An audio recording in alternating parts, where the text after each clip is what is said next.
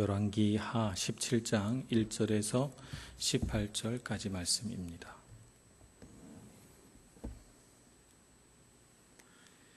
구약성경 590쪽 열왕기하 17장 1절에서 18절까지 저와 여러분이 한 절씩 교독하겠습니다.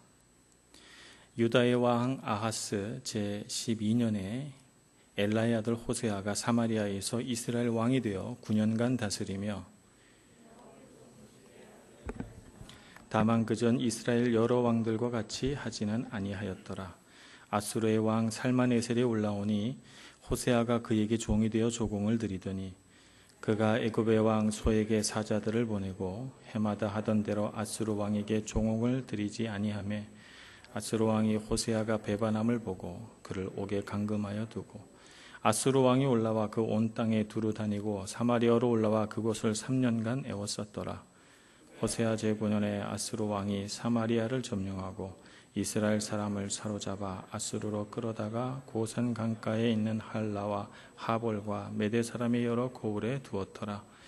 이 일은 이스라엘 자손이 자기를 애굽 땅에서 인도하여 내사 애굽의 왕 바로의 손에서 벗어나게 하신 그 하나님 여호와께 죄를 범하고 또 다른 신을 경외하며 여호와께서 이스라엘 자손 앞에서 쫓아내신 이방 사람의 규례와 이스라엘 여러 왕이 세운 율례를 행하였습니다. 이스라엘의 자손이 점차로 불의를 행하여 그 하나님 여호와를 배역하여 모든 성읍의 망대로부터 견고한 성에 이르도록 산당을 세우고 모든 산 위에와 모든 푸른 나무 아래에 목상 또 여호와께서 그들 앞에서 물리치신 이방 사람 같이 그곳 모든 산당에서 분향하며 또 악을 행하여 여호와를 경노케 하였으며 또 우상을 섬겼으며 이는 여호와께서 그들에게 행하지 말라고 말씀하신 일이라.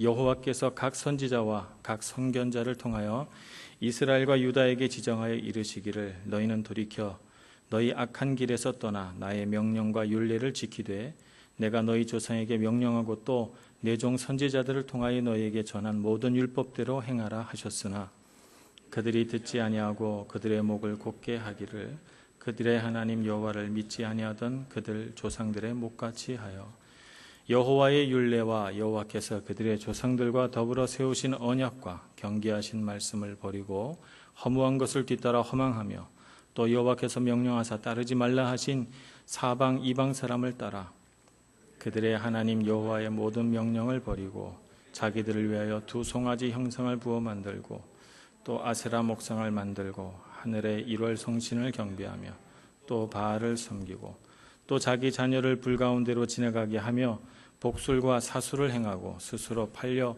여호와 보시기에 악을 행하여 그를 경노하게 하였으므로 여호와께서 이스라엘에게 심히 노하사 그들을 그의 앞에서 제거하시니 오직 유다 지파 외에는 남은 자가 없으니라. 아멘. 오늘 열왕기하 17장의 말씀은 이스라엘 왕이 호세아 왕을 끝으로 해서 멸망하는 말씀을 담고 있습니다. 이스라엘이 주전 한 933년경에 북이스라엘이 사마리아를 도읍을 해서 세워진 이후에 오늘 호세아 왕을 마지막 왕으로 해서 멸망하기까지 한 724년경쯤에 북이스라엘의 북왕국이 멸망했다고 하니까 한 200여 년간 북쪽 10개 지파를 다스리던 북왕국 이스라엘이 멸망하는 장면이 바로 오늘 열왕기하 17장의 말씀입니다. 그 200여 년의 시간 동안 대략 한 19왕이 여러 왕조, 그러니까 남왕국 유다처럼 한 왕조, 다윗 왕조라고 하는 한 왕조 가운데 이렇게 쭉 흘러내려온 것이 아니라 오므리 왕조라든지 시므리 왕조라든지 여러 왕조들이 세워지면서 흘러내려왔습니다. 북왕국이 세워질 때 하나님이 나는 북왕국이 싫으니 그 왕국을 버리겠다 이렇게 하시는 않으셨어요. 사실 북왕국이 세워진 까닭은 남왕국 유다가 하나님 말씀을 따르지 아니함을 보고 그들을 하나님의 말씀으로 바로 세우기 위해서 하나님께서 특별히 여로보암이라고 하는 능력 있는 사람을 택하셔서 그에게 기름을 붓게 하고 북이스라엘을 세우게 합니다.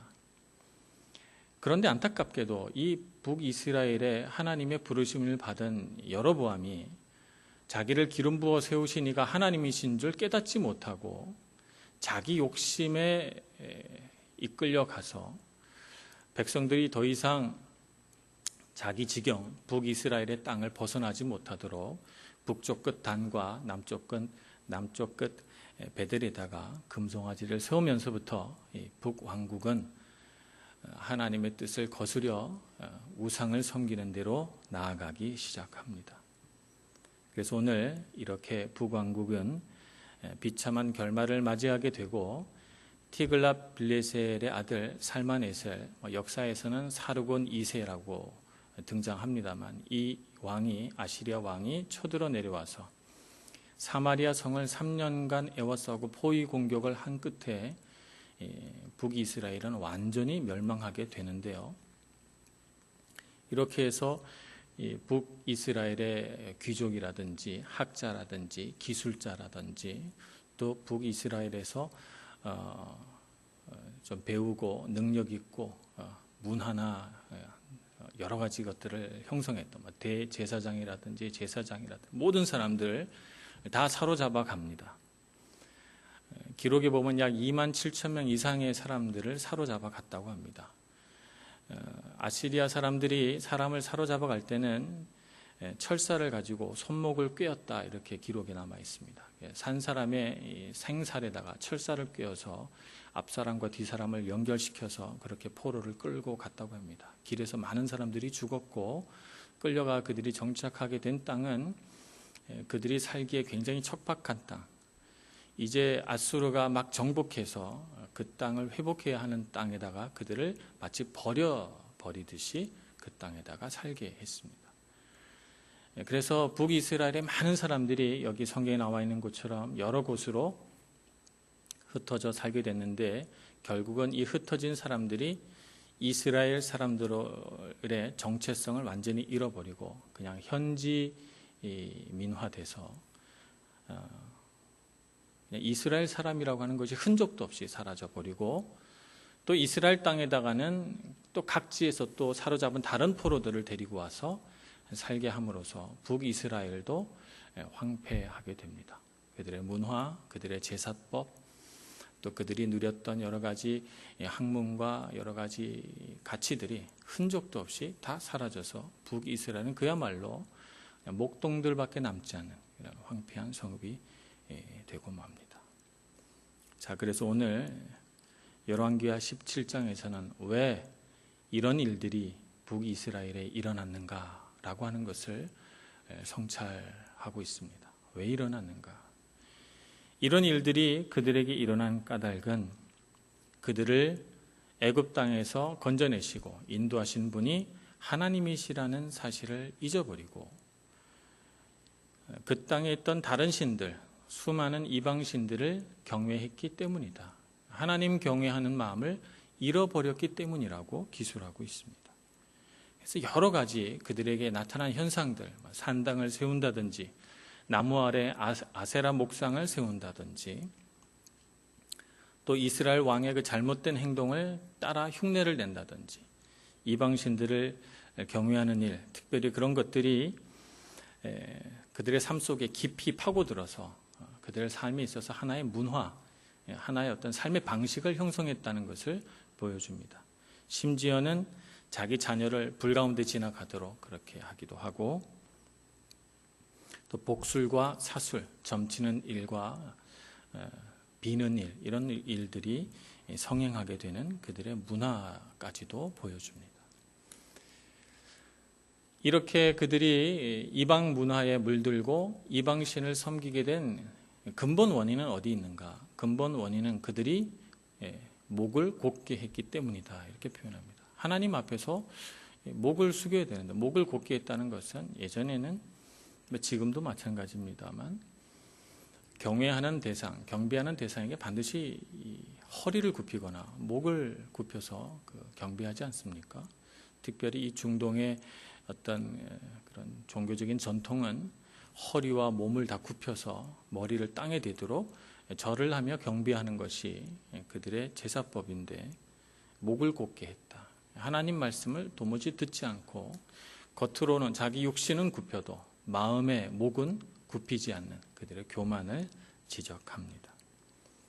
그래서 결국 그것이 어떤 현상으로 나타났는가? 선지자와 선견자, 하나님의 말씀을 전하는 이들의 말을 듣지 않고 그들의 말을 따르지 아니했다라고 오늘 성경은 말씀하고 있는 것입니다.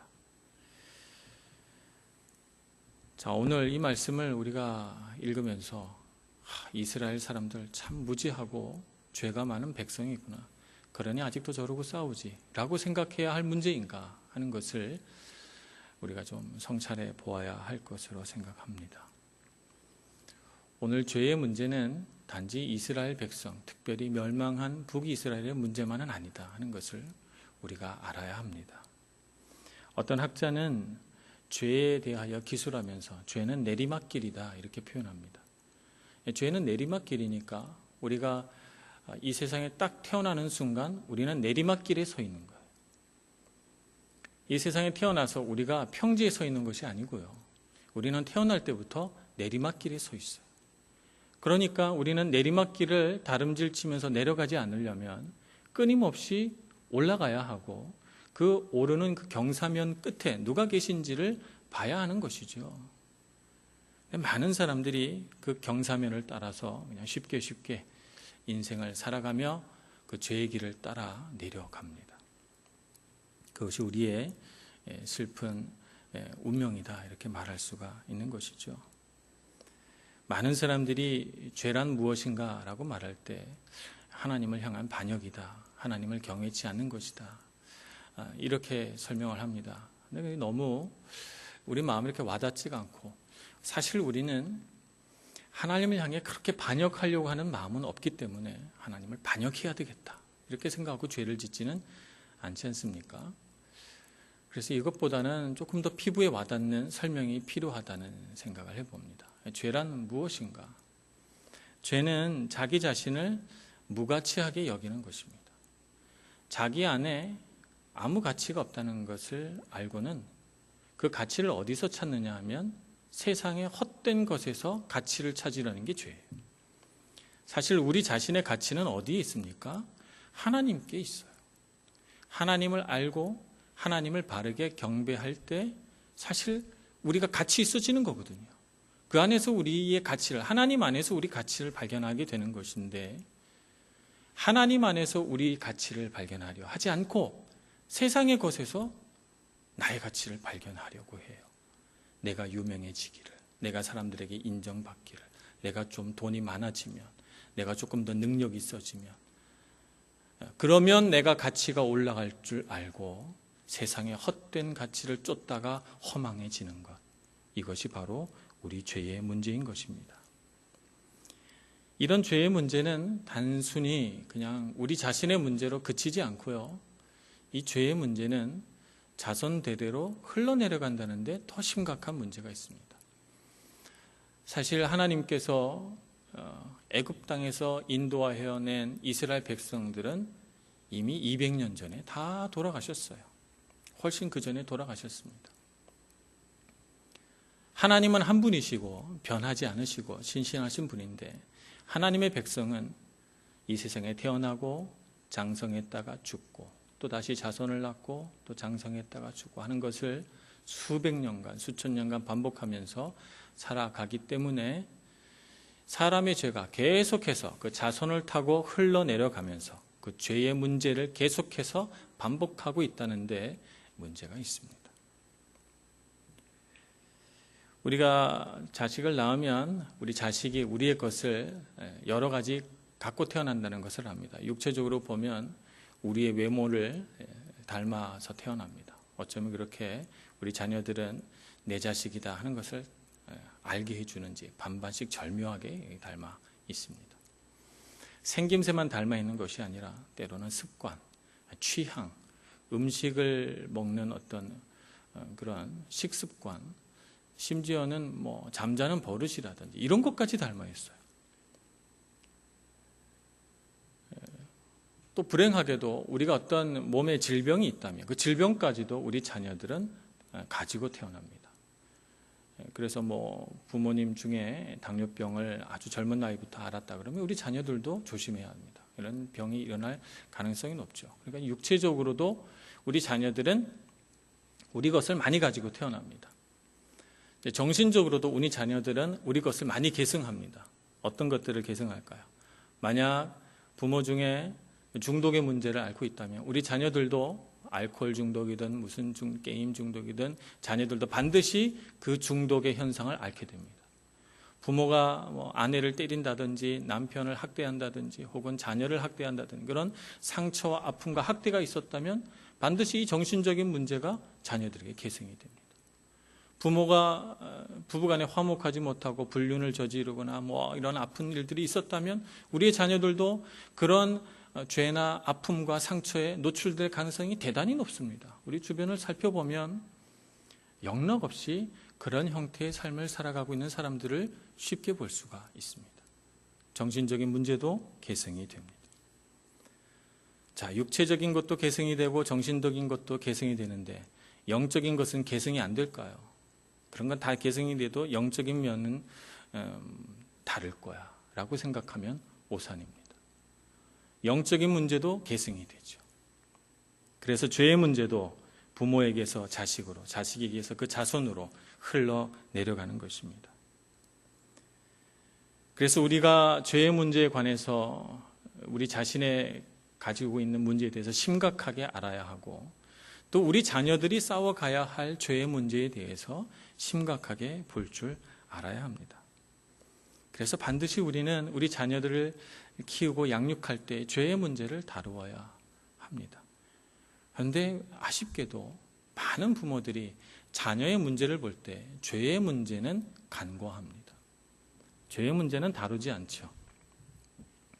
우리 자녀들의 학업, 우리 자녀들의 건강, 우리 자녀들의 어떤 인간관계, 우리 자녀들이 갖고 있는 재능이나 은사를 발견하는 것, 우리 자녀들이 앞으로 이 세상을 잘 살아가야 될 텐데 어떻게 내가 이 자녀들의 인생 발판을 마련해 줄까? 재정적으로 지원을 해 줄까? 이런 것은 부모들이 참 많이 생각하는데 내 자녀에게 분명히 있을, 나에게도 있었던 이 죄의 문제가 내 자녀에게도 분명히 계승되고 필시 이 내 자녀에게 문제가 될 것이라는 것을 알면서도 죄의 문제는 다루어 주지 않는, 그래서 우리 자녀들에게 모든 조건이 다 마련됐음에도 불구하고 우리 자녀들에게 죄로 인한 고통과 아픔과 상처들이 있다는 것을 알게 될 때, 그것을 알게 될 때는 이미 늦게 되는 것입니다. 죄의 문제는 다루어 내어야 합니다. 부모된 우리가 먼저 그 죄의 문제를 가지고 씨름해야 하고 하나님 앞에 나가야 하고 또 우리 자녀들이 어떻게 하면 이 죄의 문제 가운데 잘 싸우는 그리스도의 선한 군사가 될 것인가 하는 문제에 관해서 우리가 심각하게 고민하고 다른 많은 것들을 갖추어 주기 위해서 노력하는 것처럼 우리 자녀들의 영적인 문제를 위해서도 기도하고 애쓰고 섬세하게 보살펴야 하는 것입니다. 그러면 우리는 어떻게 죄의 문제에 관해서 싸워나가야 할 것인가? 어떻게 하면 이 북이스라엘 백성들처럼 이런 멸망의 끝을 보지 않고 살 것인가? 가장 중요한 문제는 내가 죄인임을 인정하는 것입니다. 이 죄의 문제에 관해서 가장 힘든 부분 중에 하나가 내가 죄인이다라고 하는 것을 인정하는 것입니다. 야고보서 3장 2절에 보면 우리가 다 실수가 많으니 이렇게 말합니다. 야고보 이 장로가 얼마나 죄가 많겠습니까?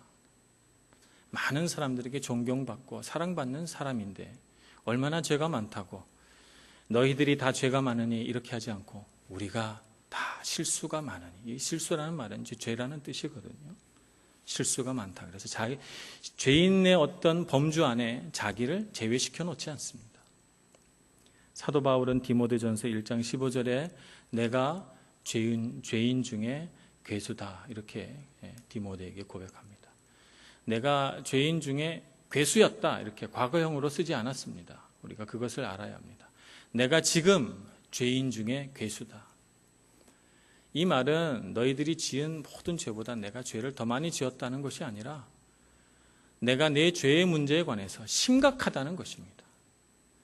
내가 지금 하나님 앞에 죄인이라는 사실에 대해서 절절히 깨닫고 있고 내가 이 죄인이라는 사실 때문에 너무나도 마음이 괴롭고 그것 때문에 정말 심각한 싸움 가운데 있다는 사실을 고백하고 있는 거예요. 그래서 내가 죄인 중에 괴수다 이렇게 표현하고 있는 것입니다. 사도 바울도 하나님을 위해 목숨도 바치고 전 인생을 바친 사도 바울도 내가 죄인이다 라고 고백하는데 우리가 뭐라고 내가 죄인 아니라고 발뺌을 하며 살 수 있겠습니까? 근데 많은 사람들이 내가 정말 내 탓입니다, 내 잘못입니다 라고 인정해야 할 때 인정하지 못합니다. 남편은 아내에게 내가 죄인입니다 라고 말하지 못합니다. 아내는 남편에게 이 모든 문제는 다 나 때문입니다 라고 말하지 못합니다. 부모는 자식에게 너에게 일어난 이 모든 것에 관해서 내가 먼저 책임이 있다라고 말하지 못합니다. 자녀는 부모 앞에서 내가 죄인입니다 라고 고백하지 않습니다. 많은 사람들이 창세기 3장에 그려진 것처럼 하나님이 주어 내 곁에 둔 저 여자가 나에게 이것을 먹게 했습니다.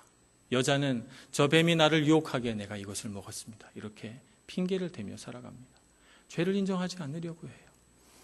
그래서 우리는 이 세상에 많은 일어난 수많은 죄들 가운데 어쩌면 저렇게 죄를 많이 짓고 살아가나 손가락질을 할 문제가 아니라 주님 앞에 서서 주님 다 내 죄입니다. 주님 이 모든 일들에 관해서 내가 책임 있습니다 라고 말할 수 있는 사람이 되어야 합니다.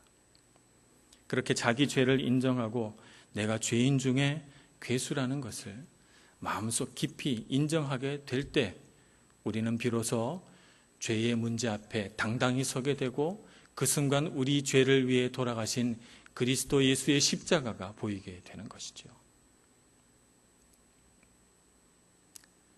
그리스도 예수의 십자가를 보게 될 때 비로소 우리에게 있어서 죄의 문제가 분명하고도 단호하게 해결이 됩니다. 우리 모든 죄를 그분이 지고 가셨다는 것을 알게 되고 그분의 능력에 힘입어서 내가 자유케 됐다는 것을 알게 되는 것입니다. 너희가 진리를 알지니 진리가 너희를 자유케 하리라고 한 말씀이 바로 이 죄의 문제에 관한 것입니다.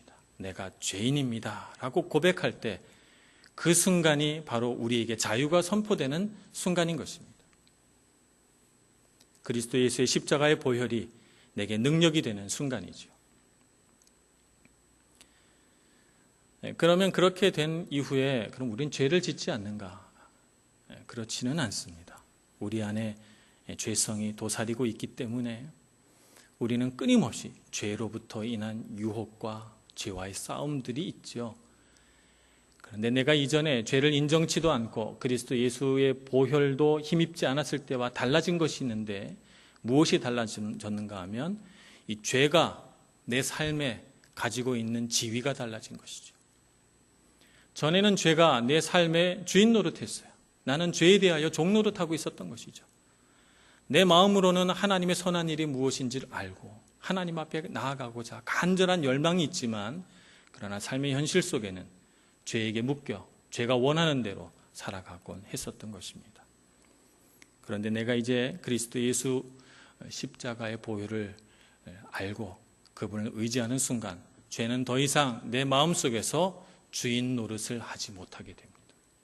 나는 죄에 대하여 종 노릇하지 않게 되는 것이죠. 그것이 달라진 것입니다. 죄와 우리와의 관계가 달라진 것이죠. 더 이상 죄는 우리에게 영향력을 끼칠 수가 없습니다. 우리는 오히려 하나님의 선한 영향력 가운데 있고 그 능력을 발휘하면서 살아갈 수가 있습니다.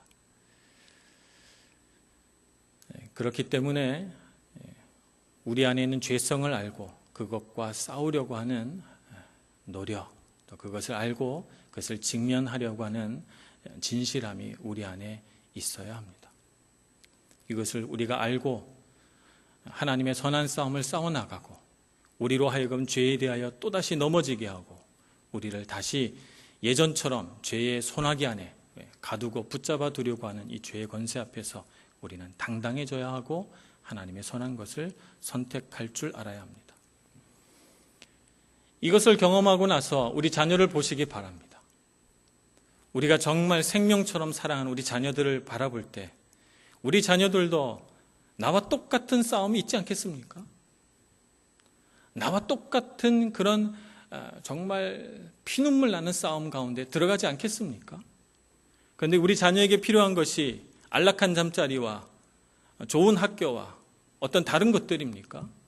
우리 자녀들에게 어떤 인간관계가 지금 필요합니까? 무엇이 필요합니까? 우리 자녀에게 있어서 정말 본질적이고 중요한 문제는 영의 문제인 것이죠. 어떻게 하면 우리 자녀가 자기 자신이 죄인인 것을 알고 그 죄의 문제에 관해서 싸워나갈 능력을 가질 것인가? 정말 우리 부모가 눈물로 기도하며 우리 자녀를 하나님의 뜻 안에서 성숙시켜 나갈 신앙의 가장 큰 문제요, 화두라고 할 수가 있습니다. 그러니 여러분, 자녀에게 가장 먼저 먹여야 할 것이 무엇인지 깨닫는 부모가 되시고, 우리가 힘써 싸워 그리스도 예수의 보혈을 힘입어 하나님 아버지의 자녀가 된 것처럼 우리의 자녀들도 이 세상의 죄 가운데 휩쓸려 가지 않고 하나님의 자녀가 되어 우리 안에서 흘러내려오는 선한 영향력으로 나보다 더 신앙이 좋은 사람, 나보다 더 영적으로 강건한 사람 되도록 하기 위하여 자녀들을 잘 영적으로 교육하시는 저와 여러분이 될 수 있기를 소망합니다. 이스라엘 백성들이 이와 같이 자손의 자손을 거듭할수록 패망의 길을 걸어간 것처럼 살 것이 아니고 우리는 믿음의 자녀를 기르고 양육하여 하나님 앞에 영광을 돌려야 할 하나님의 자녀들입니다. 그와 같은 일을 위하여 오늘 이 저녁 정말 우리 마음을 쏟아놓고 기도할 수 있기를 소망합니다. 정말 중요한 것을 알고 구하는 자가 하나님 앞에서 큰 복을 받게 될 것입니다. 기도하겠습니다. 은혜가 많으신 하나님, 주님의 능력을 우리에게 주옵소서. 내가 죄인임을 아는 그 지혜의 능력을 주시고 그것 때문에 가슴이 아프도록 하나님 앞에 눈물로 고백하며 내가 정말 그리스도의 보혈의 능력이 필요하고 그분의 능력으로 다시 산 사람인 것을 깨닫는 저희들 되게 하여 주시옵소서. 그런 고백과 그런 믿음의 시간 되도록 저희들 인도하여 주옵소서. 예수님의 이름으로 기도합니다. 아멘.